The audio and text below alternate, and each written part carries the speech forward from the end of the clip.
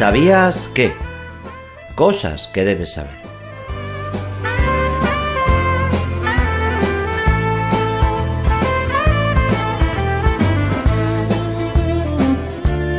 En Luz a las Naciones, tu canal cristiano de comunicación, te presentamos el espacio ¿Sabías qué? Cosas que debes saber.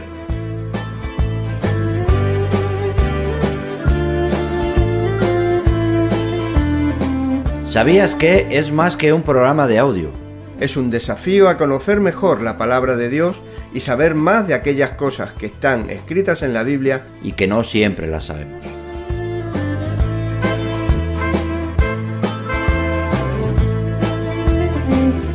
¿Sabías que la fe es por el oír y el oír por la palabra de Dios? ¿No lo sabías? Pues lo puedes leer en el Nuevo Testamento, en la carta del apóstol Pablo a los Romanos, en el capítulo 10 y versículo 17.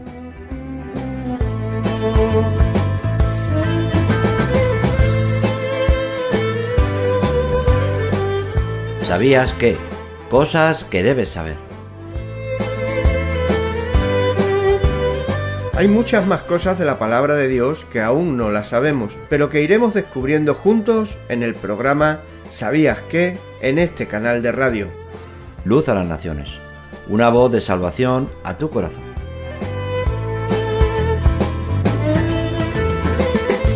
En el capítulo de hoy de este programa ¿Sabías qué?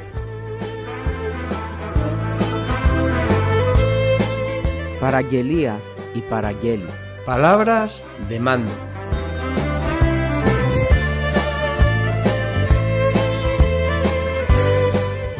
Como os decíamos en el capítulo anterior, lo notable de los evangelios sinópticos es que el verbo paraggeli se usa solamente con respecto a Jesús y que es la palabra característica para expresar la idea de Cristo dando instrucciones a los suyos. Ahora continuaremos con esta palabra en el resto del Nuevo Testamento. Algunas veces se encuentra en su uso secular normal, referida al hecho de un superior dando una orden a un subordinado.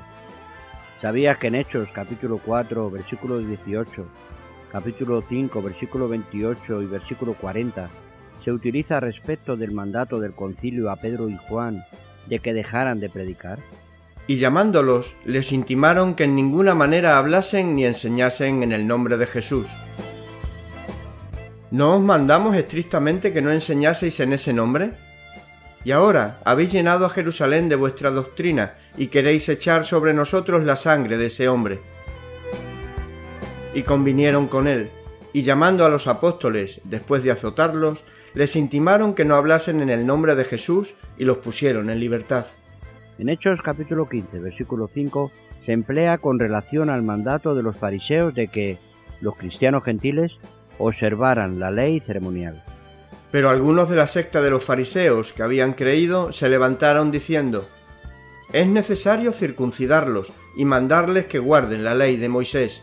Y en Hechos capítulo 16, versículo 23, se usa con referencia al mandato de los magistrados de Filipos de que metieran en la cárcel a Pablo y a Silas. Después de haberles azotado mucho, los echaron en la cárcel, mandando al carcelero que los guardase con seguridad. En el libro de los Hechos también, en el capítulo 23, versículo 20 al 22 y versículo 30, se utiliza en conexión con las instrucciones que el capitán romano da al joven que le informó del complot para asesinar a Pablo. Los judíos han convenido en rogarte que mañana lleves a Pablo ante el concilio, como que van a inquirir alguna cosa más cierta acerca de él. Pero tú no les creas, porque más de 40 hombres de ellos le acechan, los cuales se han juramentado bajo maldición a no comer ni beber hasta que le hayan dado muerte, y ahora están listos esperando tu promesa.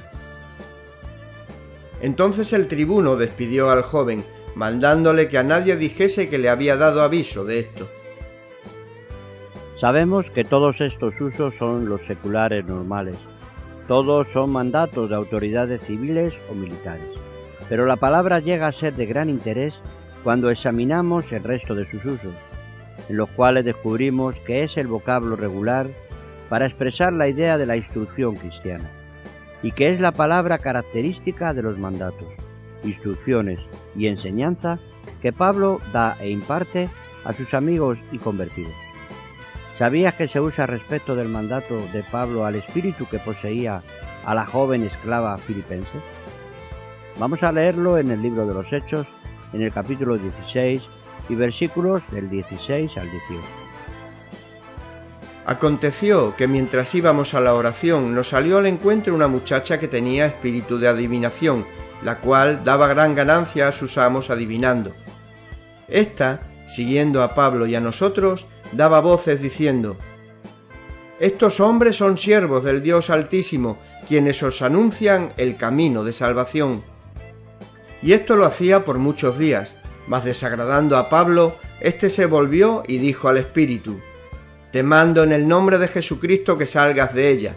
Y salió en aquella misma hora.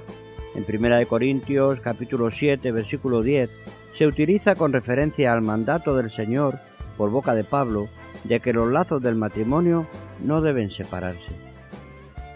Pero a los que están unidos en matrimonio, mando, no yo, sino el Señor, que la mujer no se separe del marido. En 1 Tesalonicenses capítulo 4, versículo 11, se usa con relación al mandato de Pablo a los tesalonicenses de que tengan tranquilidad y se ocupen en sus negocios. Y que procuréis tener tranquilidad y ocuparos en vuestros negocios y trabajar con vuestras manos de la manera que os hemos mandado. En 2 Tesalonicenses capítulo 3, versículo 4, 6, 10 y 12 se utiliza en conexión con una serie de mandatos de Pablo a la iglesia de Tesalónica. Y tenemos confianza respecto a vosotros en el Señor, en que hacéis y haréis lo que os hemos mandado. ¿Sabías que paraggelin es una palabra casi característica de las epístolas pastorales? ¿Y sabías que se usa respecto de las instrucciones dadas a Timoteo en su primera carta en el capítulo 1? No lo sabía. Pues vamos a leerlo. Pablo, apóstol de Jesucristo por mandato de Dios nuestro Salvador, y del Señor Jesucristo nuestra esperanza, a Timoteo, verdadero hijo en la fe. Gracia, misericordia y paz de Dios nuestro Padre y de Cristo Jesús nuestro Señor. Como te rogué que te quedases en Éfeso cuando fui a Macedonia, para que mandases a algunos que no enseñen diferente doctrina, ni presten atención a fábulas y genealogías interminables, que acarrean disputas, más bien que edificación de Dios, que es por fe, así te encargo ahora. Se usa también con respecto a la carga que ha de imponerse a las viudas con relación a cómo deben vivir. Honra a las viudas que en verdad lo son, pero si alguna viuda tiene hijos o nietos, aprendan estos primero a ser piadosos para con su propia familia y a recompensar a sus padres, porque esto es lo bueno y agradable delante de Dios. Mas la que en verdad es viuda y ha quedado sola, espera en Dios y es diligente en súplicas y oraciones noche y día. Pero la que se entrega a los placeres viviendo está muerta.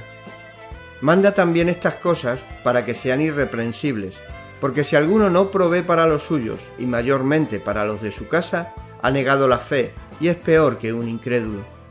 Sea puesta en la lista solo la viuda no menor de 60 años, que haya sido esposa de un solo marido.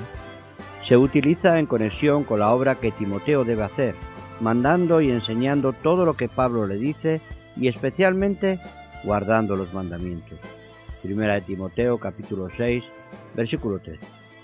Te mando delante de Dios, que da vida a todas las cosas, y de Jesucristo, que dio testimonio de la buena profesión delante de Poncio Pilato, que guardes el mandamiento sin mácula ni reprensión, hasta la aparición de nuestro Señor Jesucristo, la cual, a su tiempo, mostrará el bienaventurado y solo soberano, Rey de reyes y Señor de señores, el único que tiene inmortalidad, que habita en luz inaccesible, a quien ninguno de los hombres ha visto, ni puede ver, al cual sea la honra y el imperio sempiterno. Amén.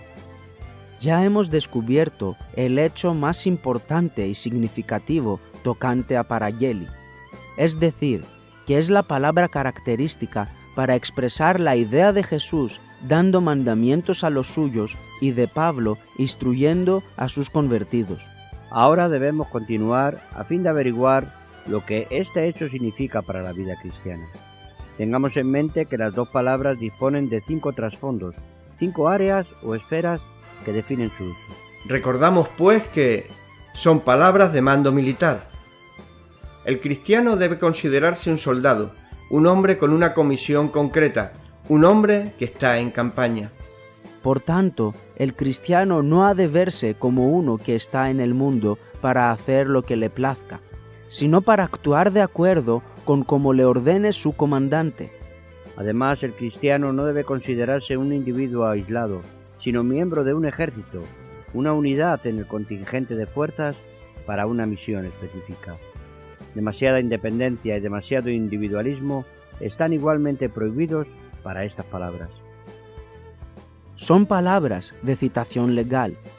El cristiano debe considerarse un hombre que está bajo una responsabilidad, un hombre que puede responder de todo cuanto hace. El cristiano vive bajo juicio. Su vida no ha de estar animada por la idea de satisfacerse a sí mismo y a sus semejantes, sino por la de resistir el escrutinio de Dios. Son palabras del maestro de ética. El cristiano debe reconocerse como un hombre sometido a la instrucción y a la disciplina, un hombre que está aprendiendo las leyes y normas de la vida. Es necio el hombre que piensa que lo sabe todo, y el más sabio es el que sabe que no sabe. Al cristiano se le sugerirá encauzar su vida de acuerdo con muy diversas normas, por ejemplo, las de la actividad comercial, con su desconocimiento de todo lo que no sea eminentemente práctico, las normas de la sabiduría mundana, de la inteligencia humana, pero su único modelo debe ser el que constituye la enseñanza de Jesucristo. Son palabras de instrucción técnica. El cristiano no solo ha de aprender las leyes éticas, sino también el arte de vivir la vida cristiana. El cristiano no confina su estudio al aula, a la biblioteca, al círculo de discusión o al grupo de oración, pues sabe que tiene la obligación tanto de aprender como de vivir la vida cristiana. El cristiano no está aprendiendo solamente teología para enriquecer el pensamiento, sino también una técnica para vivir. En Oraciones para la Conferencia de Lambeth de 1948 figura esta oración. Dios Altísimo, danos gracia para no ser solo oidores, sino hacedores de la palabra santa, para no admirar solamente la doctrina, sino para obedecerla, para no solo profesar tu religión, sino para practicarla, para no solo amar el Evangelio, sino para obedecerlo. Danos tanta gracia que todo cuanto aprendamos de tu gloria podamos recibirlo en nuestro corazón y demostrarlo con nuestra vida. Por Jesucristo, nuestro Señor. En esta oración se resume el deber del cristiano. Técnica puede ser una palabra que hoy en día nos resulte depresiva, pero lo cierto es que no hay solamente una teología, hay también una técnica en la vida cristiana. Son palabras de tratamiento técnico. Epicteto llamaba a su aula hospital del alma enferma y a sus enseñanzas medicina de la salvación. Los hombres están enfermos del alma y deben ir a que Jesucristo los sane. No hay médico que cure a un enfermo si éste, desobedeciendo las instrucciones, no se somete al tratamiento prescrito por el facultativo. El cristiano es el hombre que se ha dado cuenta de su enfermedad del alma, que ha ido a Cristo para ser curado y que por encima de todo está dispuesto a seguir al pie de la letra las instrucciones que Cristo prescribe.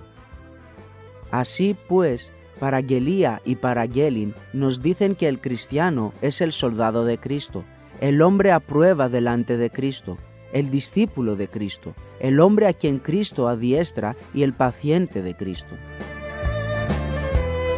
¿Sabías qué? Cosas que debes saber.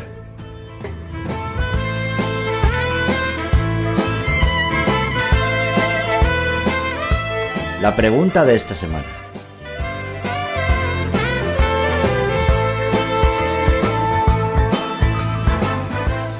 ¿Has leído bien el libro de instrucciones de Jesús? ¿Te ejercitas en ello? Deseamos que así sea y todos formemos parte de este valeroso ejército, ganando almas para Dios. ¿Cuál es tu respuesta? Llámanos con ella al teléfono gratuito 910 18 13. O escríbenos un correo electrónico a info@fm-radio.es. radioluz.com. Te enviaremos una Biblia o un ejemplar del Nuevo Testamento sin ningún compromiso por tu parte. Tú pues, hijo mío, esfuérzate en la gracia que es en Cristo Jesús. Lo que has oído de mí ante muchos testigos, esto encarga a hombres fieles que sean idóneos para enseñar también a otros. Tú pues, sufre penalidades como buen soldado de Jesucristo. Ninguno que milita se enreda en los negocios de la vida a fin de agradar a aquel que lo tomó por soldado. Te esperamos en el próximo ¿Sabías qué? ¿Sabías qué? Cosas que debemos saber.